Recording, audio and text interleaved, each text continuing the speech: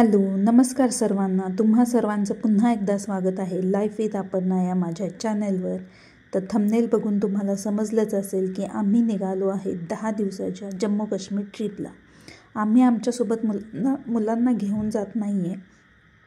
मुलं घरीच राहणार आहेत आणि त्यांच्यासोबत माझे आईवडीलसुद्धा राहणार आहेत. तर निघताना आम्ही समृद्धीला हेच सांगत होते की आजी आजोबांना त्रास देऊ नका, दोघंजण मिळून भांडू नका, आणि ती पण हो म्हणत होती. पण आता पुढे बघूया काय करतात ते. तर त्यांचा निरोप घेऊन आम्ही निघालो रेल्वे स्टेशनला जाण्यासाठी. पुणे रेल्वे स्टेशनला जायचं होतं आम्हाला आणि संध्याकाळी 5 वाजताची आमची ट्रेन होती आणि घरातून आम्ही 3:30 वाजताच निघालो होतो. पोहोचल्यानंतर आता व्हिडिओमध्ये ही तुम्हाला जी सगळी मंडळी दिसत आहेत व्हिडिओमध्ये, तर ती सगळी आमच्या ग्रुपची आहेत. एकूण 60-65 लोकांचा आमचा जो ग्रुप आहे तो जम्मू काश्मीरला निघाला आहे. आणि सगळेच जाण्यासाठी खूप एक्सायटेड आहेत, हॅपी आहेत. आणि ही आली आहे आमची ट्रेन. तर फटाफट आता आम्ही ट्रेनमध्ये चढतो आणि आम्ही आमची सीट पकडलेली आहे आणि आमच्या प्रवासाला झाली आहे सुरुवात. आणि प्रवास आहे आणि भूक लागणार नाही असं होणारच नाही. त्यामुळे फटाफट आम्ही घरातूनच आणलेले पराठे काढले आणि मस्तपैकी ताव मारला. मग झाली चहाची वेळ. मस्त गरमागरम चहा आणि बिस्किट खाल्ले. आणि हे जे पॅकेट दिसत आहे ना, हे आता ट्रेनमध्ये नवीन इन्स्टंट चहा आणि कॉफीचे पॅकेट्स आलेले आहेत. हे रेडी मिक्स असतात चहाचे. फक्त गरम पाणी घातले की मस्त चहा तयार होतो. त्याची टेस्ट पण चांगली होती. तर असा तब्बल 30-32 तासांचा प्रवास करून आम्ही पोहोचलो जम्मू तवी स्टेशनवर. तर तिथे आम्हाला घेण्यासाठी आमची जी टूर्स कंपनी होती त्यांनी ट्रॅव्हल्स पाठवली होती आणि आमचा प्रवास असा मस्त सुरू झाला होता. तास तासात आम्ही हॉटेलवर पोहोचणार होतो. आणि हे गाडीतच जे तिथलेच लोकल लोक होते ते वैष्णवी देवी माताचे भजन आणि गाणं गाऊन दाखवत होते आम्हाला. आणि आम्ही सगळे पण त्यांच्या तालावर मस्त ताल धरला होता. तर थोड्याच वेळात आम्ही पोहोचलो आमच्या हॉटेलवर. कटरामध्ये हे हॉटेल होतं जिथं आम्ही ॲडव्हान्स बुकिंग करून ठेवलं होतं सगळ्यांचं. आणि आता इथं रूमची चावी घेण्यासाठी सगळे वाट बघत होते. आणि हॉटेलचा हॉल बघा किती मस्त सुंदर आणि केवढा मोठा होता तो हॉल. सगळेजण ॲडजस्ट होत होते तिथं. तर फायनली आम्हाला आमच्या रूमची चावी मिळाली आहे आणि आम्ही चाललो आहे आता आमच्या रूममध्ये. आणि तासभर आराम करून मस्तपैकी फ्रेश होऊन जेवण करून वगैरे संध्याकाळी आम्ही निघणार आहे पुढच्या डेस्टिनेशनसाठी. तर पुढे आता कुठे जाणार आहे ते थोड्याच वेळात मी सांगते तुम्हाला. आणि बघा हे मस्त आम्ही फ्रेश झालो आहे आणि ही आहे आमची हॉटेलमधली रूम. केवढी मोठी रूम आहे आणि मस्त तिथलं डेकोरेशन पण अगदी मस्त होतं. हे भिंतींना लावलेले स्टोन वगैरे दिसत आहेत ना तुम्हाला. आणि हे जे गोल स्टोन आहेत ना ते स्पेशली तिकडे जम्मू काश्मीरमध्येच मिळतात, आपल्या इकडे बघायला मिळत नाहीत ते. तर सगळेजण तयार होऊन आले आहेत खाली आणि मस्त हे बघा सगळ्यांनी गांधी टोपी घातली आहे. सगळे अगदी फ्रेश झाले तर मस्तपैकी आवरून आलेले आहेत. हा सगळा आहे आमचा ग्रुप आणि आम्ही सगळेजण आता निघणार आहोत वैष्णोदेवी माताच्या दर्शनासाठी. तर चला, सगळेजण निघाले आहेत. आणि हॉटेलचे जे ओनर होते त्यांनीच आमच्यासाठी लोकल रिक्षा बोलवले होत्या. जवळजवळ 20-25 रिक्षा तिथे आल्या होत्या. आणि फायनली आम्ही पोहोचला आहे बाणगंगा गेटजवळ. हे बाणगंगा गेट म्हणजे इथूनच वैष्णोदेवी माताला जाण्यासाठी चढाई करायला इथूनच सुरुवात करतात. आणि जवळजवळ 14 किलोमीटर अंतर आहे इथून मंदिरापर्यंतचं वरती. तर आम्ही हे चालतच जाणार आहोत असं आम्ही ठरवले. बघूया आता पुढे काय काय होतं.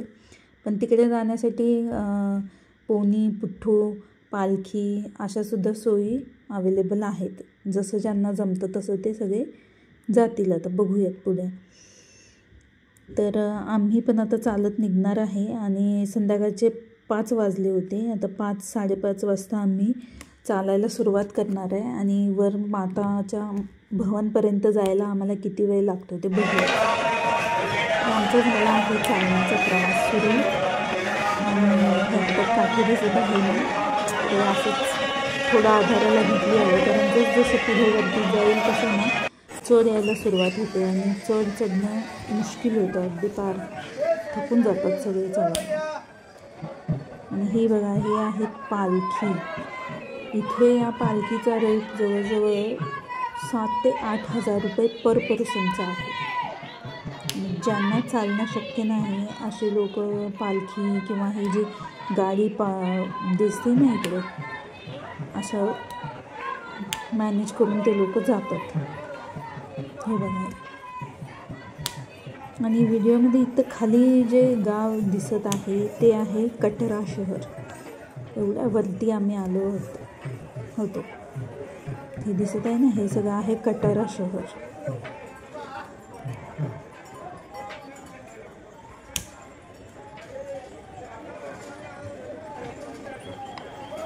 अगदी थंड असं मस्त वातावरण होतं. आणि जवळजवळ 12-13 किलोमीटर चालून आल्यानंतर आम्हाला वैष्णोदेवी माताचं मंदिर दिसत होतं. अजून 1-1.5 किलोमीटर चालून मंदिरापर्यंत आम्ही पोहोचणार होतो. पण पुढे मंदिरात गेल्यानंतर बॅग, कॅमेरा, मोबाईल, घड्याळ सगळंच आपलं लॉकरमध्ये ठेवायला लागतं. त्यामुळे पुढे व्हिडिओ रेकॉर्डिंग करणं पॉसिबल होणार नाही. म्हणून इथूनच तुम्हाला वैष्णोदेवी माताचं हे मंदिर मी दाखवत आहे. आणि किती सुंदर लाईटिंग वगैरे केलेलं आहे या मंदिराचं. आणि अतिशय रम्य, पवित्र आणि शांत थंड असं वातावरण तिथे होतं, मस्त. आणि जवळजवळ 6 ते 7 तास लागले होते आम्हाला इथंपर्यंत पोहोचायला. आम्ही संध्याकाळी 5-5:30लाच चढायला सुरुवात केली होती आणि इथं मंदिरापर्यंत पोहोचेपर्यंत आम्हाला जवळजवळ 11:30 वाजले होते. म्हणजे 6-7 तास जवळजवळ लागले होते चढाई करून यायला. आणि जसं मी सांगितलं तसं मंदिरात गेल्यानंतर व्हिडिओ रेकॉर्डिंग वगैरे करायसाठी काही अवेलेबल नव्हतंच. सगळं लॉकरमध्ये ठेवायचं होतं. त्यामुळे तिथे गेल्यानंतर व्हिडिओ काही करणं पॉसिबल झालंच नाही. तर रात्रीच्या 12-12:30च्या दरम्यान आम्ही रिटर्न परतीचा प्रवास चालू केला. आणि एकदम शांतता होती. थोड्या आधीमध्ये लोक दिसत होते जाताना, वरती जातानासुद्धा. रात्री 12:30 वाजतासुद्धा खालून लोक वैष्णोदेवी माता मंदिराकडे जाताना दिसत होते. तर 12:30 वाजता आम्ही रिटर्न जाण्यासाठी चालायला सुरुवात केली. ते आम्हाला जवळजवळ पहाटेचे 5 वाजले होते खाली उतरून बाणगंगा गेटजवळ जाऊपर्यंत. तर वरती चढताना 6-7 तासाचा प्रवास, चढाई असल्यामुळं थोडा वेळ जास्त लागतो. आणि रिटर्न येताना 4-5 तासात आम्ही तो रस्ता कवर केला होता.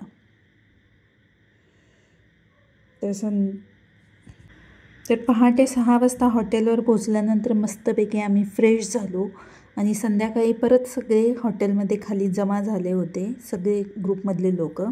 कारण ग्रुपमधल्या एका मेंबरची ॲनिव्हर्सरी होती ते सेलिब्रेशन करण्यासाठी. आणि ॲनिव्हर्सरी सेलिब्रेशन झाल्यानंतर जेवणासाठी अजून खूप वेळ होता, म्हणून आम्ही सगळेजण मार्केटमध्ये जायचं असं ठरवलं होतं.